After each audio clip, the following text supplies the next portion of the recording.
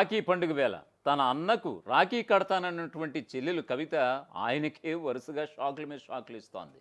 Yes, మీరు విన్నది నిజమే. ఎస్, బీఆర్ఎస్ ఏదైతే కాళేశ్వర నివేదిక విషయంలో కోర్టుకు వెళ్ళే ఆలోచనలు ఉన్నట్లుగా తెలుస్తున్నటువంటి ఈ నేపథ్యాన తానే వ్యక్తిగతంగా ఒక కోర్టుకు వెళ్ళే విషయంలో అయితే ఇప్పుడు చర్చోపచర్చలు అయితే సాగిస్తోంది. న్యాయ కోవిదులు అంటే లా ఎక్స్పర్ట్స్ తోటి ఆమె ఇప్పటికే సుదీర్ఘంగా మంతనాలు జరిపినట్లుగా తెలుస్తోంది. ఎలా వెళ్తే బాగుంటుంది అని అంటే ఖచ్చితంగా తన తండ్రి మెప్పు పొందడం కోసం. ఎందుకంటే ఈ మధ్య ఎక్కడ కూడా తన తండ్రి కేసీఆర్ ఎక్కడ కూడా దరిదాపుల్లో కూడా రానివ్వట్లేదు అనేది బీఆర్ఎస్ నేతల్లో అయితే మరీ గుసగుసలాడుకుంటున్నారట. ఖచ్చితంగా ఇది తండ్రి మెప్పు పొందడం కోసమే ఆమె ఈ ప్రయత్నాలు చేస్తున్నారంటూ పరోక్షంగా విమర్శలు సైతం ఎక్కుపెడుతున్నారు కవిత పైన.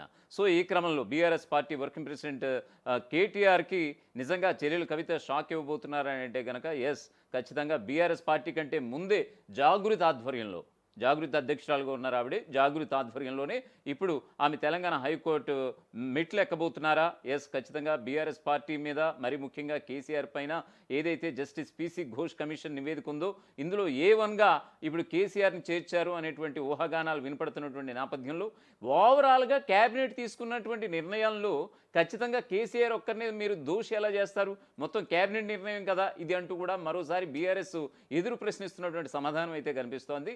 సో వాట్ ఎవర్ ఇవన్నీ ఇందులో కాళేశ్వరం నివేదిక అంతా కూడా తప్పుల తడక అంటూ కూడా వారు ఆరోపిస్తున్నటువంటి పరిస్థితి. సో ఈ క్రమంలో బీఆర్ఎస్ ఇప్పటికే కోర్టు మెట్లు ఎక్కాలి, ఖచ్చితంగా న్యాయ విచారణ సరిగ్గా జరగలేదు, ఖచ్చితంగా తమకి న్యాయం జరగాలన్నటువంటి తీరుతో వాళ్ళు కోర్టు మెట్లు ఎక్కాలన్నటువంటి ఆలోచనలు ఉన్నట్లుగా తెలుస్తోంది.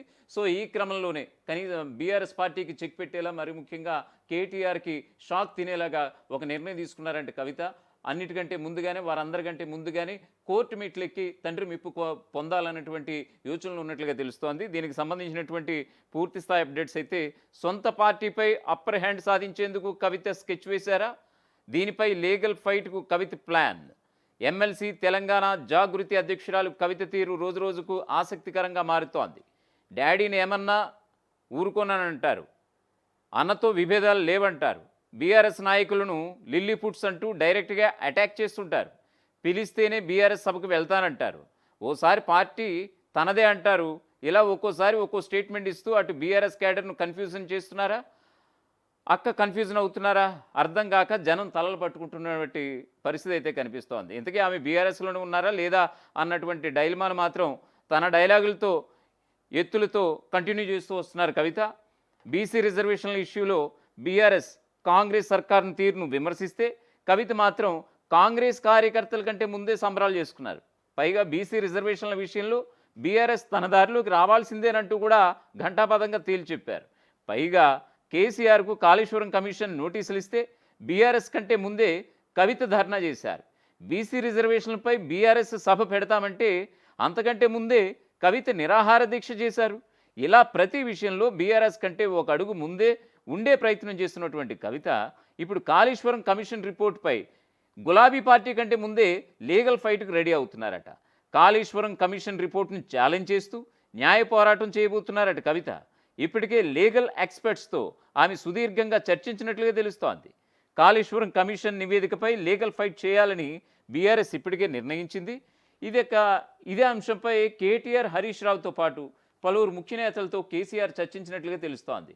కేసీఆర్ ఆదేశాలతో పీసీ ఘోష్ రిపోర్ట్ను బీఆర్ఎస్ లీగల్ సెల్తో పాటు ప్రముఖ న్యాయవాదులు నిశితంగా పరిశీలిస్తున్నట్లుగా పార్టీ వర్గాల నుంచి అయితే మనకి సమాచారం ఉంది. దేశంలోని పలు రాష్ట్రాల్లో గతంలో వేసినటువంటి జ్యుడిషియల్ కమిషన్లు, ఆయా నివేదికలు, వాటిని న్యాయస్థానాల్లో ఛాలెంజ్ చేసి ఆరోపణల నుంచి విముక్తి పొందిన కేసులపై ఇప్పటికే బీఆర్ఎస్ దృష్టి సారించిందట.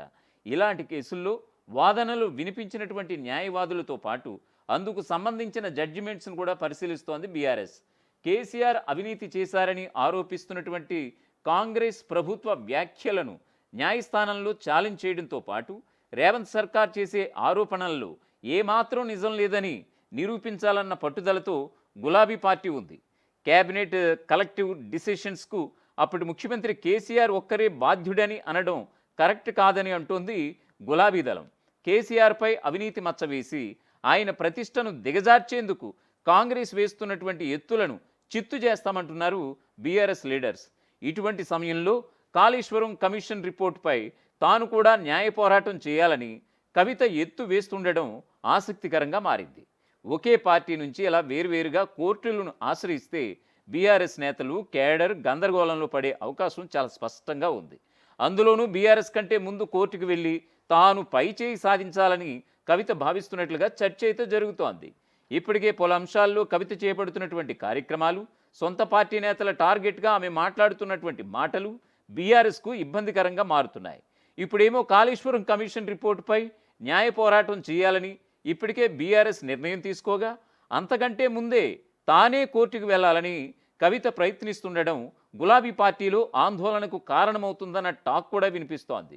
అప్పర్ హ్యాండ్ సాధించాలనే ప్లాన్తో, అటెన్షన్ గ్రాబింగ్ స్కెచ్తో కవిత తీసుకుంటున్నటువంటి నిర్ణయాలు కారు పార్టీ కేడర్ను, లీడర్స్ను కన్ఫ్యూజన్ చేస్తున్నాయట.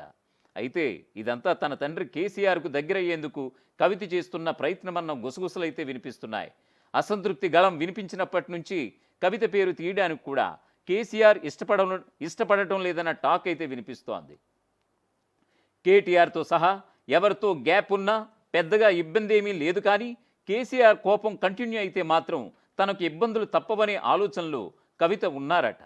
తన తీరుతో డాడీ హర్ట్ అయి ఉంటే ఇలాంటి యాక్టివిటీస్తో దగ్గరయ్యే స్కెచ్ వేస్తున్నారట. కవిత వేస్తున్నటువంటి ప్లాన్ ఎంతవరకు వర్కౌట్ అవుతుందో, గులాబీ బాస్ నుంచి ఆమెకి ఎప్పుడు పిలుపు వస్తుందో ఇక వేచి చూడాల్సిన అంశం.